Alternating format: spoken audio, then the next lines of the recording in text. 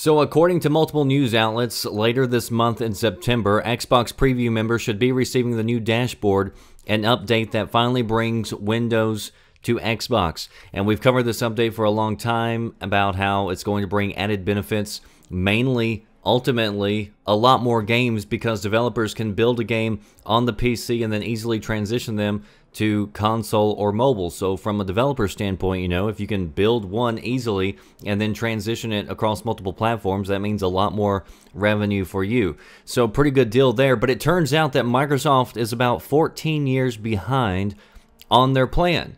And I was reading a good article the other day that you might have read on VGN, and they were talking about how the original Xbox came to be. And we've covered some of this, but just for a quick rundown, back in the 90s, Bill Gates wanted Windows to be in the living room of your home.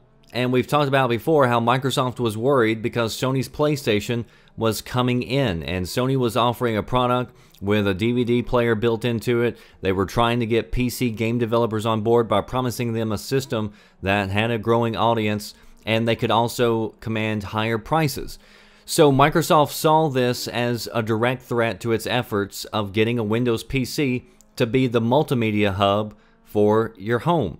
And according to reports, Bill was intrigued with the idea of getting into the console business, but wasn't completely sold on the idea that it was worth the trouble of getting into that market. So the way the original Xbox team sold Gates on the idea was that they told him it was ultimately going to benefit Windows. And at this point, Windows was everything to Microsoft. So they said, look, Bill, anything we do, it's going to be for the greater good of Windows. Any improvements that we make is going to make its way back to Windows. So Microsoft ultimately signed off on it, gave them $500 million to work with, and the original plan was to have the system run Windows and function like a PC. And again, that would be helpful for developers. But once the team started working on the system, they realized that running Windows at the time may not be such a good idea. The original prototype for Xbox actually did run Windows 95, but there were always complaints. People complained about how long boot times were on your PC during that period. And they also knew that a lot of people who buy consoles aren't necessarily techie type people, and they wouldn't understand the long load times.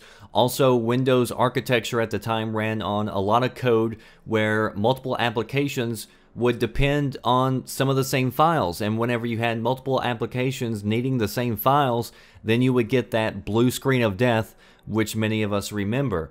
So the original Xbox was still built very much like a PC, but in the end, it didn't ship with Windows and instead ran on a custom interface that used DirectX. And we've mentioned before how the original name floated for the Xbox was the DirectX box because it was supposed to be for developers who used DirectX.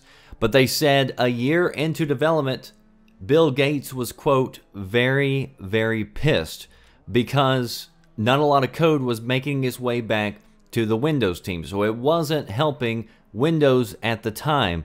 And of course, Bill wanted Windows to overall be better, and that's why they originally signed off on this idea. But regardless, the Xbox went on to sell enough to make its mark and become part of the foundation for Microsoft's ecosystem. And then the 360 came out, used a different architecture altogether than what Windows uses. But now here we are today, 14 years later, Xbox One bringing the original plan all back together and offering an ecosystem where developers can use the latest technologies to build games that can be played and sold across multiple platforms. And now Bill Gates is finally about to get his dream of getting Windows inside your living room. If you want to read the story, links down in the description box. That does it for me, The Red Dragon. I'll see you next time. Thanks for watching.